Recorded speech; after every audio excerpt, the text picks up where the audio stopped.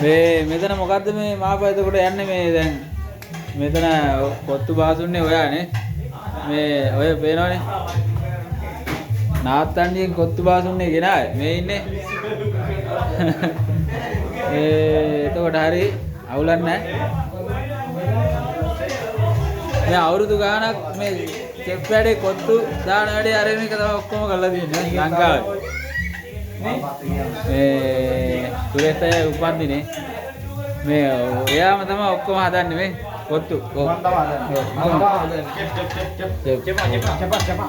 මෙතන මේ දිනා මේ ඇවිල්ලා සහායක චෙෆ් ඩැනි ඔව් හරි මචං හාප් එකක් දාන්නේ මේ මොකද එකයි දාන්නේ හාප් කොත්තුවද නෑ මචං බුල් එකක් දාන්නේ දෙකක් දැම්මා ඒ සූර්යා ලීස් දැම්මේ නේද